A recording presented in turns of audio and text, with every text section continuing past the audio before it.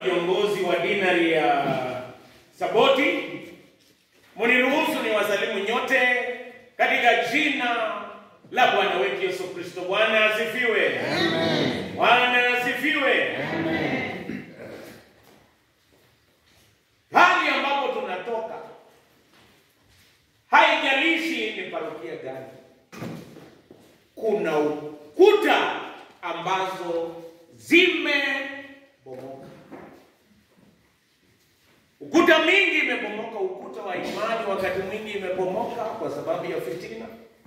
Wakati mwingine ukuta wa kujitolea kwa kazi ya Mungu imebomoka. Na ukuta mingi imebomoka. Je, nani atajenga ukuta zilizobomoka? Leo nataka tuangalie kitabu cha Nehemia 1.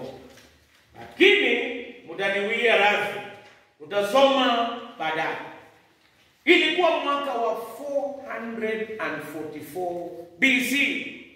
Nehemia alikuwa kule Persia, pale ambapo panaitwa Susa.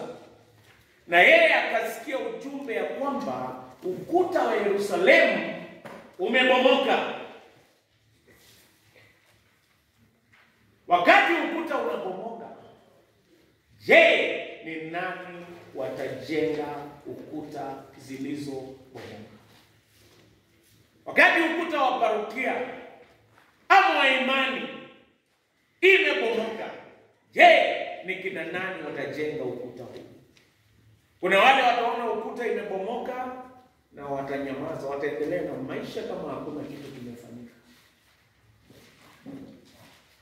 Kuna wengine wataona ukuta na wataongea juu yake na kuachia pale. Lakini leo nataka tujifunze kutoka kwa mtumishi wa Mungu Nehemia. Nehemia anakukumbusha ni nani atajenga ukuta wa Bwana. Jambo la kwanza, kila mmoja wetu ana sehemu ya kujenga ukuta wa Bwana. Nehemia hakukuwa kasisi, hakukuwa nabii, lakini alikuwa civil servant na akaitwa kujenga ukuta. Manabii walikuwa na sehemu yao, kama vile Ezra pamoja na Zakaria waliwatia moyo. Lakini pia Nehemia alikuwa na sehemu yake. Leaders, tutajenga ukuta.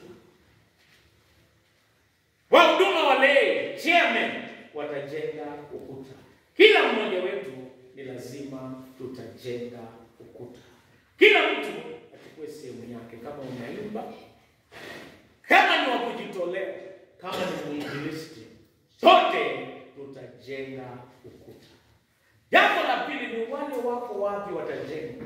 Wale walikuwa Susa walijenga ukuta. Wale walikuwa Yerusalemu walijenga ukuta. Kila mmoja, haijalishi penye unatoka, tutajenga ukuta. Hata hapa tutajenga ukuta. Wale ambao wanatoka St. Parish, wale ambao wanatoka Telbet, wale ambao wanatoka Machewa, wale ambao wanatoka Saboti, na parokia gani nimesahau? Kapretwa. Sisi kila mtu atajenga ukuta. Na Nehemia alijenga ukuta, kitu cha kwanza, kwa kuomba. Hata sisi leo tumekuja hapa kuomba na kutafuta uso wa Bwana ili tupate nguvu ya kujenga ukuta. Kitu cha tatu, tutajenga ukuta kwa kuchukua hatua. Nataka nikwambie, katika kanisa ambayo uko, hakuna kitu kitafanyika usipochukua hatua. Hata maombi bila kuchukua hatua haitosheleshi. Nehemia aliomba, akafunga, lakini akachukua hatua na akajenga ukuta. Wakati mwingi kuna wale wamelalamika miaka yote, tunataka tufanye hii kwa kanisa, tunataka tufanye hii, lakini haiwezekani usipochukua hatua. Ninaomba mafunzo ambayo tutayasikia leo, Mungu atusaidie. Rudi nyumbani, jenga ukuta, na ukijenga ukuta kwa kuchukua hatua. Tuchukue hatua ya kufikia watu, tuchukue hatua ya kujitolea, tuchukue hatua ya kuomba, na tutajenga ukuta. Nehemia alijenga na siku 52. Na hata wewe, ukuta wa parokia yako, ukuta wa local church, kwa siku 52 mambo yatabadilika, ikiwa tutachukua hatua na masomo ambayo tutayasoma tuweze kuchukua hatua. Mungu wa amani awabariki. Mungu wa amani awaongoze. Tukumbuke mambo haya manne.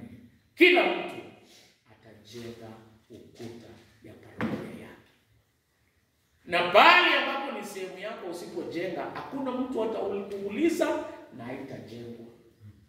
Kitu cha pili, kila mtu mwenye yako kila pahali atajenga. Wenye wako mbali na karibu, sote tujenge ukuta. Na kitu cha tatu, tutajenga kwa maombi na kufunga. Na kitu cha mwisho, tutajenga tukichukua hatua, sio kwa maneno pekee yake. Mungu wa amani awabariki. Kwa jina la Mungu Baba, Mwana na Roho Mtakatifu. Amen.